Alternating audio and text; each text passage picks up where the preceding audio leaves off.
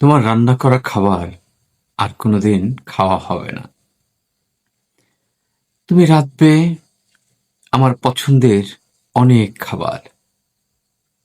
আমার খেতেও ইচ্ছে করবে কোনো কোনো দিন তোমার হাতের চিলি চিকেন, কোনো কোনো দিন ডাল চচ্চড়ি।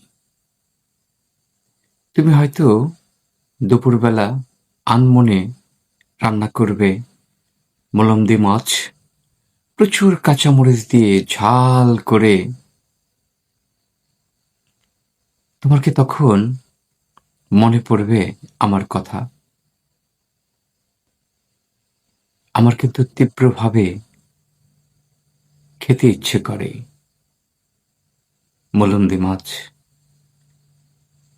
ডাল চচ্চড়ি, চিলি চিকেন। আর কোনোদিন তোমার রান্না করা খাবার খাওয়া হবে না। সময় আমাদেরকে এমন একটি জায়গায় এনে দাঁড় করিয়ে দেয়।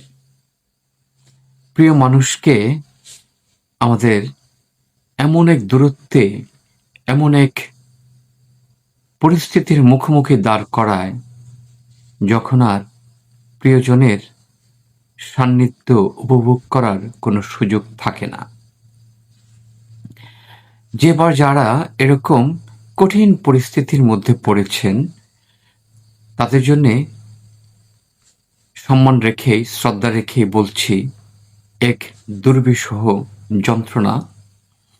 এই যন্ত্রণা আরো হয়ে ওঠে কখন আপনি ভুলে যেতে চান আপনি আপনার অতীতকে, আপনি আপনার ফেলে আসার সময়কে, আপনি আপনার ফেলে আসার আনন্দময়, বিষাদময়, দুঃখময় এবং উৎফুল্লময়, উচ্ছ্বাসময় সময়কে। কিন্তু আপনি যত ভুলে যেতে চান, কোনো না কোনো প্রক্রিয়ায় আপনার স্মরণ আসবেই। ভুলে যাওয়া যায় না। আপনি যত ভুলে যেতে চাবেন, তত আপনার সামনে সেই মুহূর্তগুলো আসবেই। আমরা আসলে প্রেমে পড়ি কার? মানুষের, নাকি বিশেষ মুহূর্তগুলো? আমরা আসলে মানুষের প্রেমে পড়ি না। যদি মানুষের প্রেমে পড়তাম, তাহলে কি হতো? আপনি জীবনে আর কোনোদিন প্রেমে পড়তেন না। কিন্তু মানুষ তো বারবার প্রেমে পড়ে, একাধিকবার প্রেমে পড়ে। কেউ কেউ অনেকবার পড়ে। যদি মানুষের প্রেমে পড়তো, তাহলে আর সম্ভব হতো না কোনোদিনই অন্য কারো প্রেমে পড়া। আমরা প্রেমে পড়ি কার? আমরা প্রেমে পড়ি মুহূর্তগুলোর, সুন্দর মুহূর্তগুলোর, সুন্দর সময়ের, সুন্দর স্মৃতির।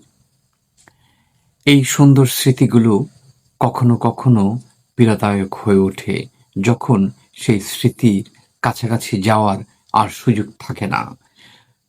সুতরাং আপনজনের যত্ন নিন, নিজের যত্ন নিন, সম্পর্কগুলোকে যত্নের মাধ্যমে লালন পালন করুন। যেভাবে মা তার শিশু সন্তানকে কোলে পিঠে করে মানুষ করে, সেইভাবেই আপনি আপনার সম্পর্কের যত্ন নিন।